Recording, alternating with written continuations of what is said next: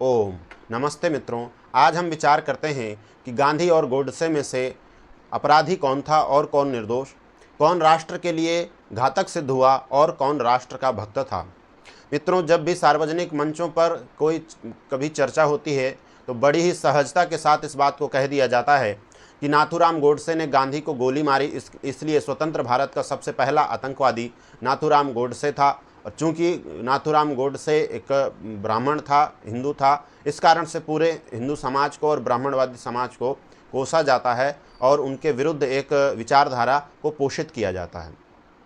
मित्रों, यदि किसी को गोली मार देने मात्र से कोई आतंकवादी होता तो उससे भी बहुत पहले, जब स्वामी श्रद्धानंद जी सनातन से दूर गए हुए लोगों को इस्लाम से वापस सनातन में दीक्षित करके शुद्धि आंदोलन बड़ी मात्रा में चला रहे थे, तो ऐसे स्वामी श्रद्धानंद जी से चिढ़ करके और एक अब्दुल रशीद नामक व्यक्ति ने स्वामी श्रद्धानंद जी की गोली मार करके हत्या कर दी थी। इस आधार पर, इस सिद्धांत के अनुसार तो आधुनिक भारत का सबसे पहला आतंकवादी अब्दुल रशीद ही हुआ। और गांधी ने उस अब्दुल रशीद को अपना भाई कहा था और अब्दुल रशीद को बचाने के लिए गांधी जी ने स्वयं अभियोग लड़ने के लिए, मुकदमा लड़ने के लिए भी प्रस्ताव रखा था। अब आप सोच सकते हैं कि गांधी की विचारधारा कैसी थी।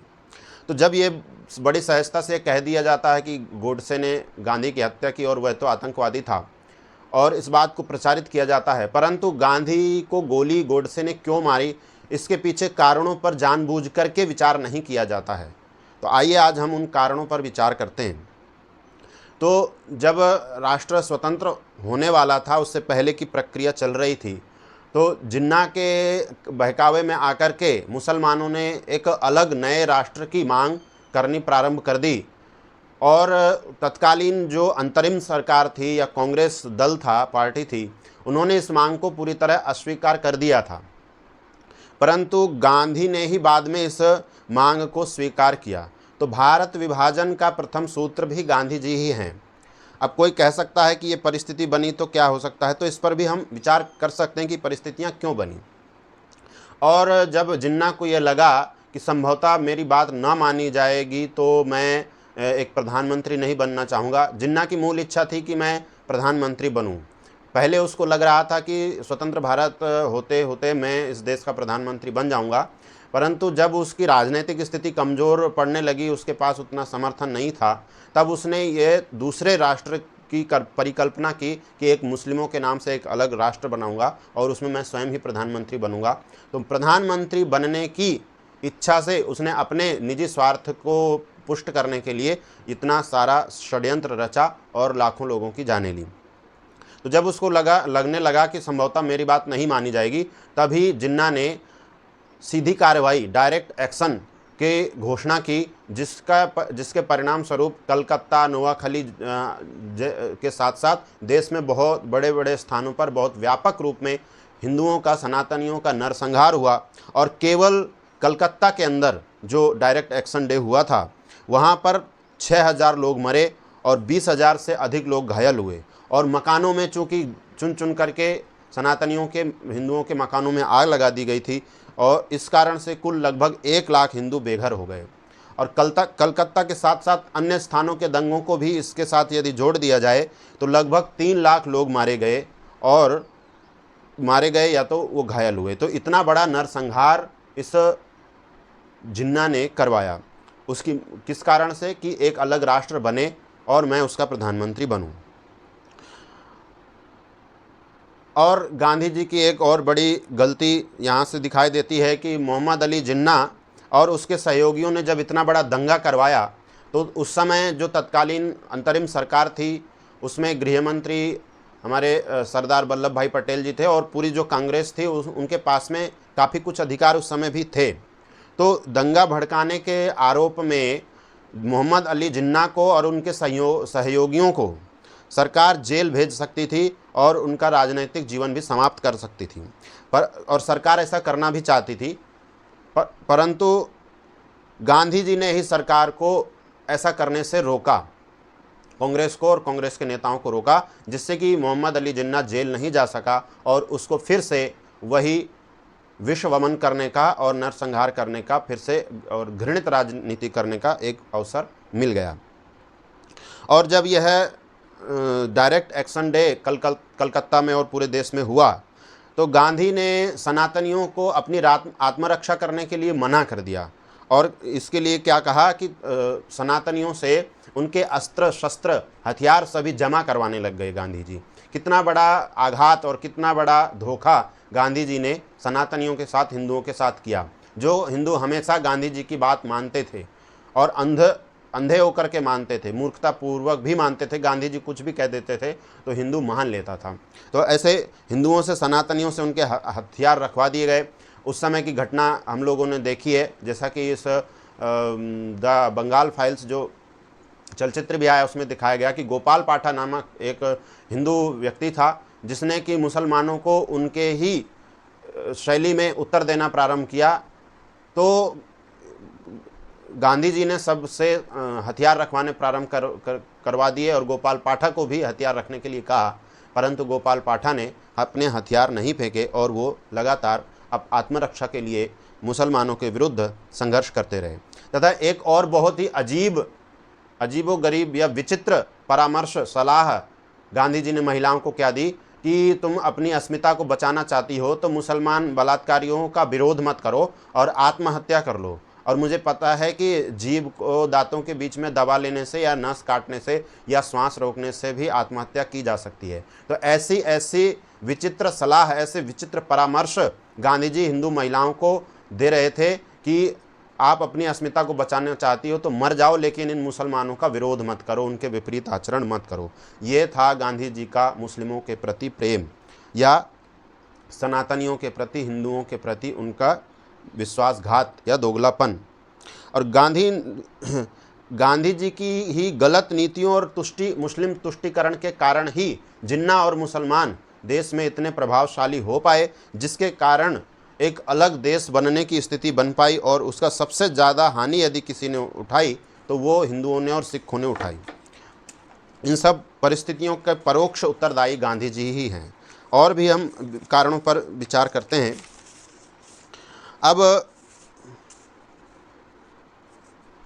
जब देश का विभाजन हो गया, यद्यपि गांधी जी के कारण हुआ, तो उसका समाधान तो यही था कि सभी मुस्लिम पाकिस्तान चले जाते और सभी हिंदू और सिख वापस भारत में आ जाते। तो गांधी जी ने भारत छोड़ रहे मुसलमानों को भारत में ही रहने का अवसर दे दिया और कह दिया कि भारत में मुसलमानों को डरने की कोई आवश्यकता नहीं, वो आराम से यहाँ रह सकते हैं। तो ये एक बहुत बड़ी गलती या बहुत बड़ा देश के साथ अपराध यह हुआ कि वो मुसलमान यहीं पर रुके रहे और जिसका दुष्परिणाम आज हम लोग झेल रहे हैं।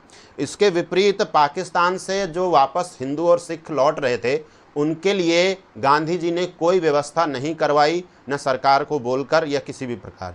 फिर भी हिंदू महासभा और आर्य समाज ने व्यक्तिगत रूप से उनकी काफ़ी सहायता की, परंतु जितनी मात्रा में हिंदू और सिख वहाँ से लौट करके आ रहे थे उनके लिए हिंदू महासभा और आर्य समाज द्वारा दी जा रही व्यवस्था नगण्य के ही समान थी। वो कुछ अधिक लाभकारी नहीं रही क्योंकि उनके पास उतना सामर्थ्य नहीं था। और जब देश का बंटवारा हो गया तो उसके बाद में जिन्ना ने फिर से एक नई चाल चली और देश के पास जो रिजर्व कैश था, जो स्थिर नकदी थी भारत की, उसमें से भी, उस संपत्ति से भी हिस्सा मांगना शुरू कर दिया।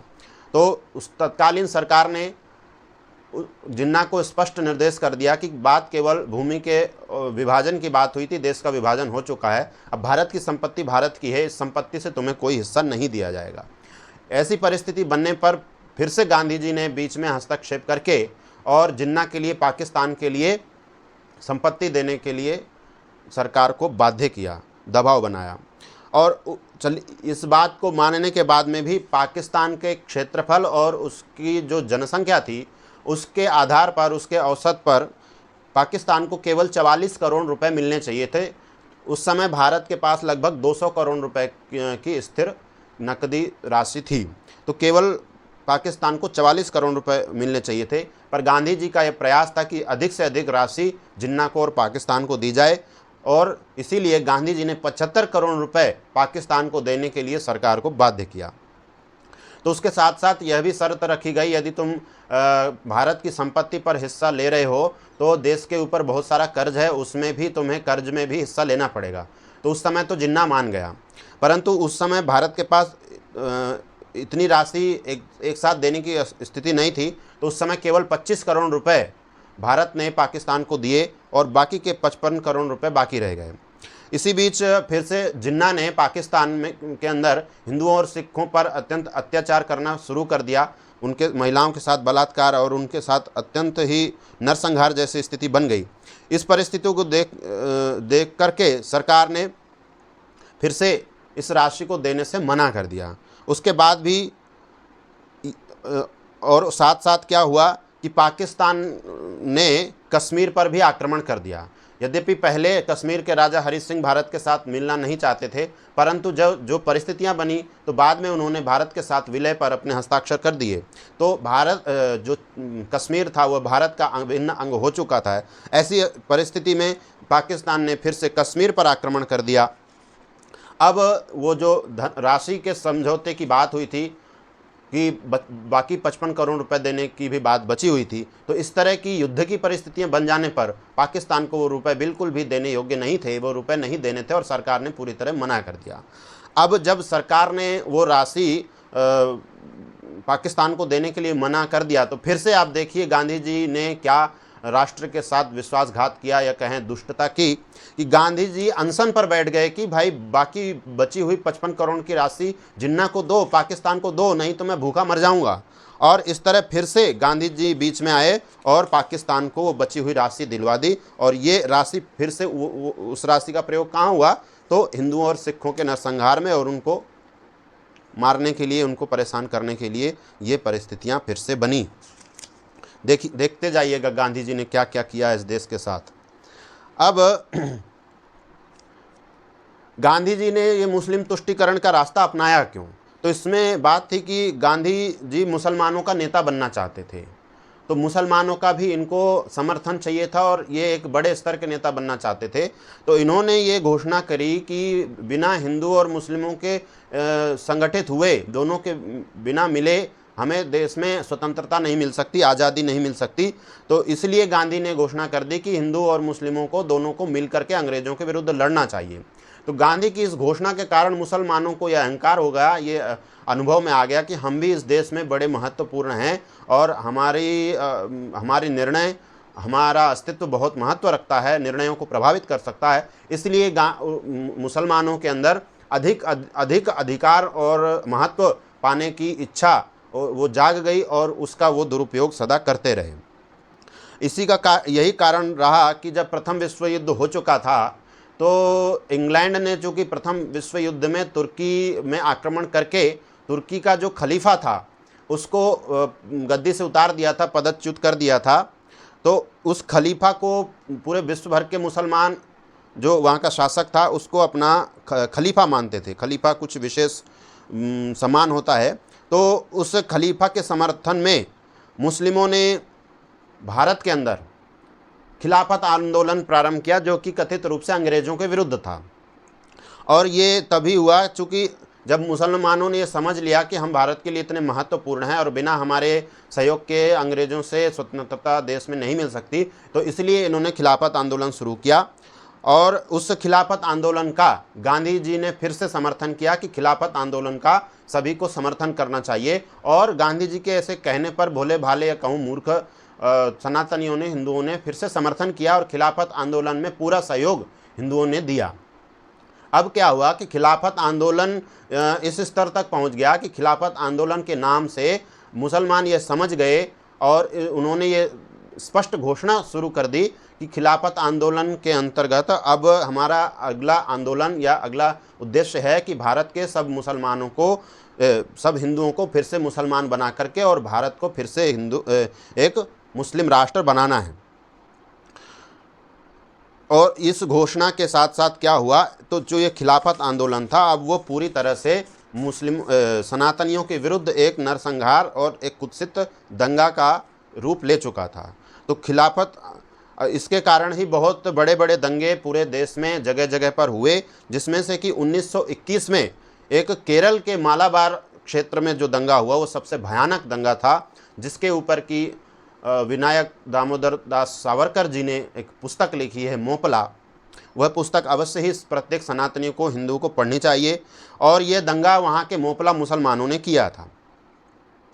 तो इतना बड़ा दंगा हुआ, उस पुस्तक को मैंने पढ़ा, बहुत ही दारुण दुख उस पुस्तक में दिखाई देता है। वो पुस्तक उपन्यास के रूप में लिखी गई है, कैसे कैसे अत्याचार वहाँ के मोपला मुसलमानों ने हिंदुओं के ऊपर, सनातनियों के ऊपर किए, बेटियों के साथ, बहुओं के साथ बलात्कार किए। वही लोग जो आसपास घूमा करते थे, सामान्य बातें किया करते थे, वही पड़ोसी ही लोग थे, बाहर से कोई नहीं आया था। ये तो आप हम सभी लोग देख ही चुके हैं कि जब भी दंगा होता है तो वही पड़ोसी मुसलमान, वही पिताजी का भाई, पिताजी का दोस्त, वही भाई का दोस्त जो होता है, वही उन्हीं महिलाओं के साथ बलात्कार और अत्याचार और अस्मिता हनन करने वाले होते हैं।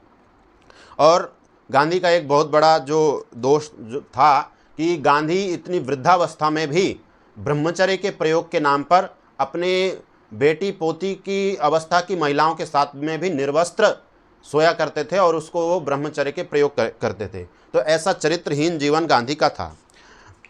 तो ऐसी परिस्थिति होने के कारण गोडसे जी ने गांधी को गोली मारी। अब हम समझ सकते हैं कि इतने सारे कारण रहे जिसके कारण गांधी को गोडसे ने गोली मार दी। उसमें से और भी परिस्थिति थी कि जब देश आज़ाद हो गया था तो सब रियासतों ने भारत के साथ विलय करने के लिए सहमति दे दी जिस भी प्रकार से, परंतु हैदराबाद का जो निज़ाम था वह नहीं मान रहा था। अब ऐसी परिस्थिति में वो पाकिस्तान के साथ मिलना चाहता था और पाकिस्तान से मिलने के लिए वो बीच से रास्ता भी मांग रहा था। इसी प्रकार से पूर्वी पाकिस्तान और पश्चिमी पाकिस्तान अर्थात पाकिस्तान और बांग्लादेश जब अलग हो गए तो जिन्ना की अगली योजना भी ये थी कि बीच में हमें दोनों देशों को जोड़ने के लिए एक सड़क मार्ग चाहिए और वो भारत के बीच से जाएगा। और यदि गांधी को गोली नहीं मारते गोडसे तो गांधी अनशन करके या किसी भी प्रकार से सरकार में दबाव डाल करके इस मांग को भी मान लेते और उससे कितनी बड़ी असुरक्षा हमारे देश में हो जाती, इस चीज़ को हमें समझना चाहिए। तो मुसलमानों के द्वारा पाकिस्तान एक अलग राष्ट्र की मांग की गई, उसकी मांग को भी गांधी जी ने स्वीकार किया। और कलकत्ता में जो दंगे हुए उसके अपराधी होने के कारण जिन्ना आदि को जेल में डाला जा सकता था, पर गांधी जी ने उनकी गिरफ्तारी पर रोक लगाई। और गांधी जी ने कलकत्ता और आदि में जो दंगे हुए उसमें जो सनातनी अपनी प्रतिक्रिया दे रहे थे, अपना बचाव कर रहे थे, तो उसमें भी हिंदुओं को उनके अस्त्र शस्त्र फेंकने के लिए, जमा करने के लिए गांधी ने उनको विवश किया। और गांधी की ही गलत नीतियों के कारण, मुस्लिमों के तुष्टीकरण के कारण जिन्ना इतना प्रभावशाली हो सका और आगे जा कर के देश के लिए इतना घातक हुआ। गांधी के ही कारण भारत के में जो मुसलमान पाकिस्तान जा रहे थे, जो पूरी तरह चले जाते, तो आज हमारे देश में ये संकट नहीं होता जो आज फिर से गजवाए हिंद का अभियान इन लोगों ने चला रखा है। इस दुर्अवस्था का और इस भारी संकट का भी कारण गांधी ही है। और ऐसे बहुत सारे कारण जो हमने देखे, उन सब का कारण गांधी है। खिलाफत आंदोलन में भी गांधी ने उनका समर्थन किया, जिस खिलाफत आंदोलन की आड़ पर मुसलमानों ने लाखों हिंदुओं को काटा, महिलाओं के साथ बलात्कार किया, और चरित्रहीन तो गांधी था ही। तो इन सब कारणों से व्यथित होकर के एक राष्ट्रभक्त व्यक्ति ने गांधी को गोली मारी। तो वास्तव में इतने सारे लोगों की हत्या और बलात्कारों का जो उत्तरदायी व्यक्ति हो, ऐसे गांधी को गोली मारना कोई अपराध नहीं है। इन सब तथ्यों को देखने से हम इस निष्कर्ष पर पहुंचते हैं कि गांधी वास्तव में देश के लिए अपराधी थे, बहुत ही राष्ट्रघाती व्यक्ति थे। और अच्छा होता कि इनको और पहले गोली मार दी जाती। और गोडसे एक बहुत ही राष्ट्रभक्त नागरिक था, राष्ट्र की रक्षा के लिए उस व्यक्ति ने गोली मारी गांधी को, और उसके फलस्वरूप उसको फांसी तो मिली ही मिली, पर आज तक उसको दोषी, अपराधी और यहाँ तक कि आतंकवादी तक कहा जाता है। ये सब कुछ सहन करने के लिए वह उद्यत हुआ, साहस किया। वो वास्तव में नाथूराम गोडसे एक बहुत ही आदरणीय व्यक्ति है, महापुरुष के तुल्य है कि उसने राष्ट्र के लिए इतना बड़ा बलिदान दिया। इन जो भी मैंने तथ्य रखे हैं वो इस पुस्तक के आधार पर रखे हैं, और इसमें लिखा है द्वारा नाथूराम गोडसे। तो इस पुस्तक में दिए गए तथ्य लगभग नाथूराम गोडसे के द्वारा ही पोषित हैं और उनके साहित्य से लिए गए हैं। तो इस पुस्तक को भी कोई पढ़ना चाहे तो पढ़ सकते हैं, जो कि राष्ट्रहितैषी प्रकाशन चेन्नई से प्रकाशित हुई है। तो हमने देखा, और नाथूराम गोडसे का व्यक्तिगत जीवन भी गांधी से कई गुना ज़्यादा ऊंचा था। वह इस तरह बेटी पोती की अवस्था वाली महिलाओं के साथ निर्वस्त्र होकर के शयन नहीं करता था। उसके जीवन में ब्रह्मचर्य था, तप था, त्याग था, संयम था। तो गांधी से कई गुना ज़्यादा उच्च स्तर का जीवन जीने वाला व्यक्ति गोडसे था। इसलिए गोडसे इस देश का महान सुपुत्र था, भारत माता का एक ऐसा सुपूत था जिसने राष्ट्र के लिए अपना बलिदान तो दिया ही दिया, और आज तक के लिए अपने लिए अपयश भी ले लिया, परंतु राष्ट्र में भावी संकटों से राष्ट्र को बचाया। तो हम इसी निष्कर्ष पर पहुंचते हैं कि गांधी और गोडसे वास्तव में एक महान व्यक्ति थे, महापुरुष थे, और गांधी इस देश के लिए सदा घातक रहा। गांधी ही इस राष्ट्र की दुरावस्थाओं का अपराधी है, और गांधी महात्मा बिल्कुल भी नहीं है। और गांधी को गोली मारने पर हमें गोडसे को कोसना नहीं चाहिए, अपितु गोडसे का धन्यवाद प्रत्येक भारतीय नागरिकों को करना चाहिए और आभार मानना चाहिए। तो इन्हीं शब्दों के साथ इस विषय की चर्चा को हम यहीं पर विराम देते हैं। विषय थोड़ा विस्तृत था, इसलिए चलचित्र लंबा हो गया। आपको पसंद आए तो आप अधिक से अधिक लोगों तक पहुंचाएं, इसे साझा करें, पसंद करें। और YouTube पर देख रहे हैं तो वैदिक शंखनाद चैनल की सदस्यता अवश्य लें, उसे सब्सक्राइब अवश्य करें। फेसबुक पर देख रहे हैं तो अनुकरण करना, फॉलो करना ना भूलें। और इस QR कोड से आप मुझे इंस्टाग्राम पर भी सुन सकते हैं, और इन व्हाट्सएप QR के माध्यम से आप मुझे सीधे संपर्क कर सकते हैं। दूसरे व्हाट्सएप वैदिक शंखनाद QR कोड के माध्यम से आप मुझे समूह पर जुड़ सकते हैं, तथा इस संख्या के माध्यम से आप मुझे अरट्टई पर भी संपर्क कर सकते हैं। तो आप लोगों ने मुझे ध्यानपूर्वक सुना, इसके लिए आप लोगों का धन्यवाद। ओम नमस्ते जी।